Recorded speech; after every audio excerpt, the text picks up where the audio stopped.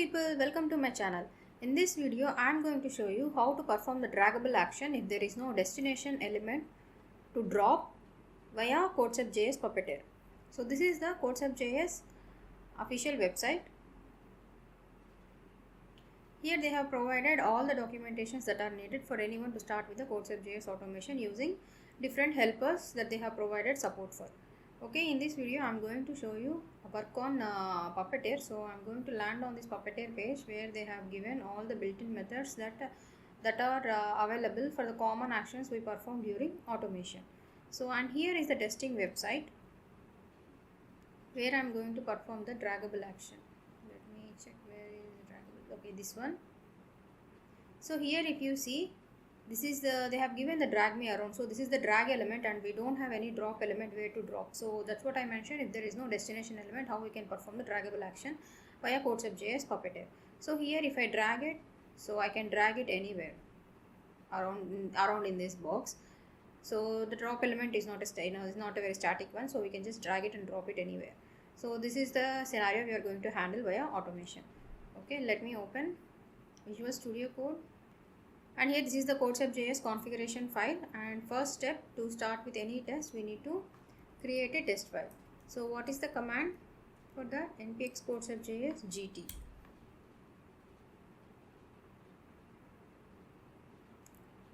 And it is asking to provide the name. So I am going to give draggable, and whatever it shows in the gray form, it is the default file name it is suggesting, and with which it will create a test file. So I'm okay with it, so I'm just giving enter. Now the test will be created and in this location. So under the test folder we have the new test file created. So this is the basic skeleton the CodeShip.js provided, and here we are going to provide the scenario name. Okay, so the first step what we need to do is we need to land a web page on a web browser. So for that we need to give the URL. So I'm just copying the URL here, and whatever the functions that are available. So here in CodeShip.js you can go and you can check each function what it does, and you can use that function for our as per our requirement. So here we need to launch the web page on the web browser. So we are going to use this function am on page. And if you see here, I am giving the part of the URL because the base URL I have already given in a Puppeteer helper section in the configuration file under the URL property. So it will be appended the URL property with the URL that we have passed in am on page function. Okay. So now with this step it has been launched. Now what we need to do, we need to click on this draggable. For that we need to get the elements. So this is the path I am going to use. I am going to give CSS selector draggable.php. So only one element is identified. I am going to use it here. So for any function which you are going to use for any action, you can right away go to the Puppeteer documentation and you can check for all the available methods, and whichever serves our purpose we can use that function. Okay, so here we can wait for that element first before performing any action on it. So, and I am giving wait time as 5 seconds. If you won't give anything, it will take 1 second by default. Okay, now I need to perform the click action.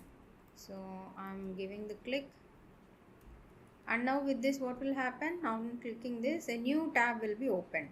So a new tab will be open. So to have the focus switch to from the old tab to the new tab, we have one method already available for that, which is switch to next tab.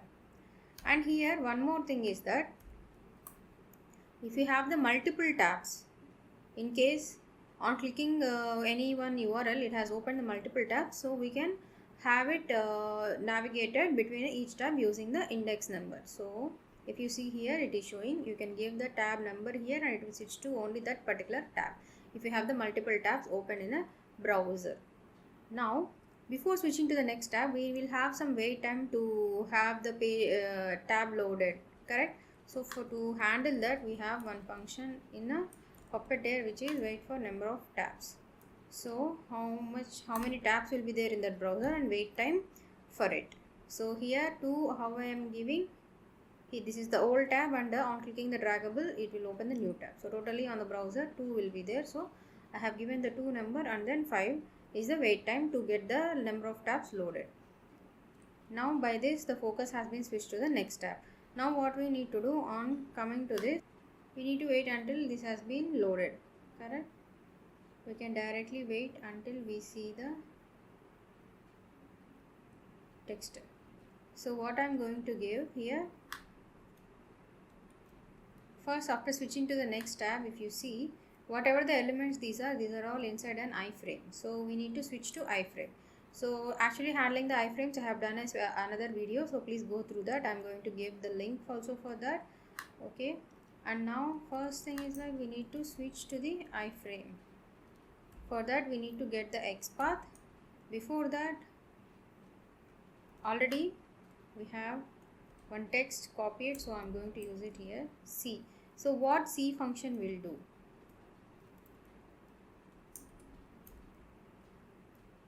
What it will do, it will be checking the visible text on the web page. Along that we can give the locator also if we need. So for now I am just going to give the text, and for the switch to iframe we need to have this locator. So this is what iframe src equals to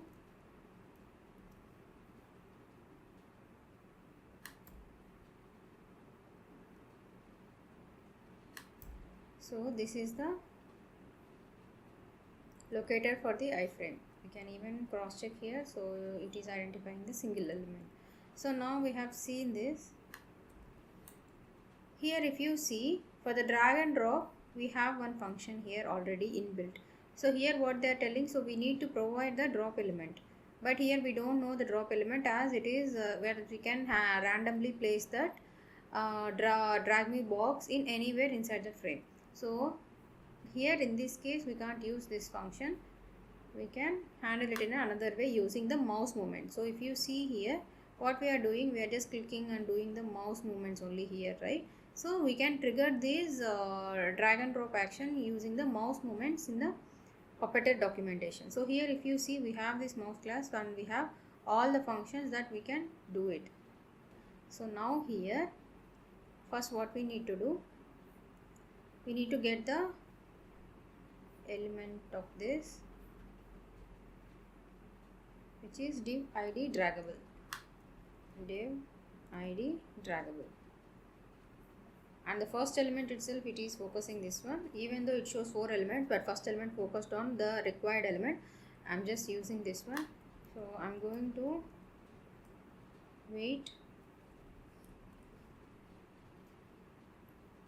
for the element, and then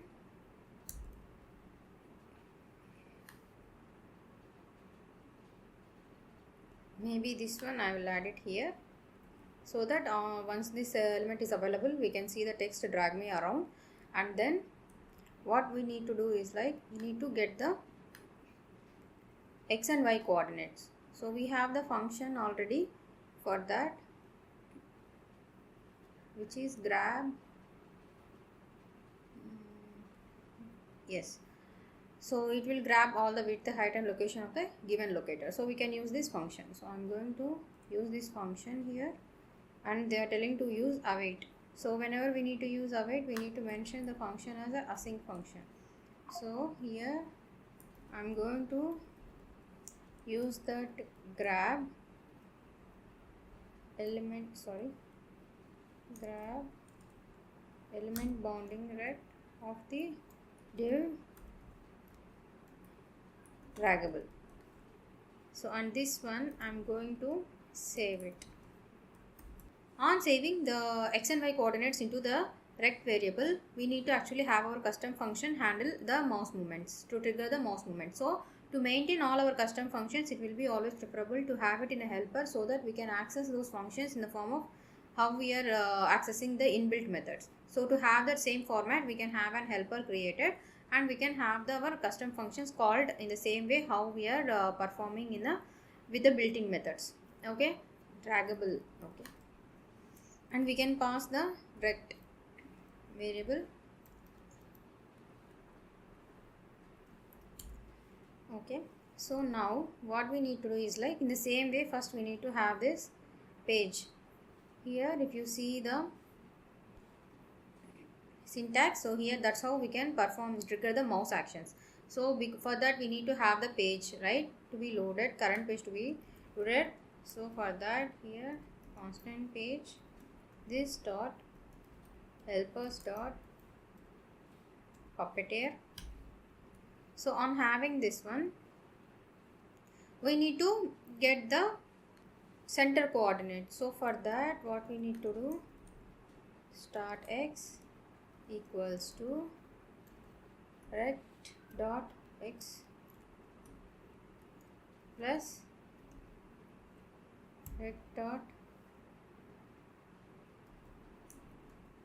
width by 2, and constant start y equals to rect dot y plus rect dot height by 2. So on getting this x and y, which is the center coordinates, we can trigger the mouse actions. So first what we are doing here, mouse move, correct? Mouse move, we need to get the mouse cursor pointed to the start x and start y, because from there only we need to initiate the drag action, correct? So for that, what we can do is like await. So as per the syntax provided here, we need to perform the await. So as we are using await, we need to declare the function as async await page dot mouse dot move, and here we can give the coordinates, which is in our case start x start y, and then page dot mouse dot down, because we are dragging, and then await page dot mouse dot move. We are going to give the drop location here with the coordinates, which is start x plus 100 comma start y plus 100. Start x start y, and now page dot mouse dot up.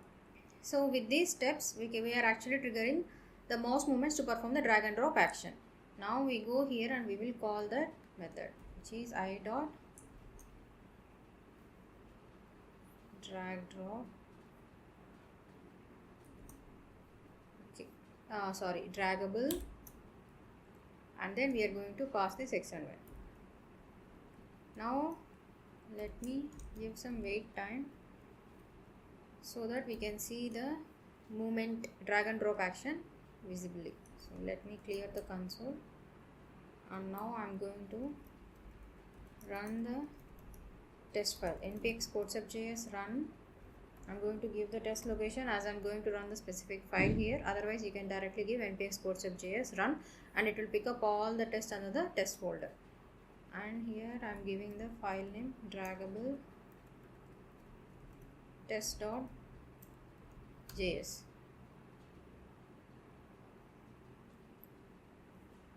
Okay, now it has launched the browser and clicked on draggable, and now see the drag action has been performed. In this way we can handle the drag and drop action if we are not aware of the drop element.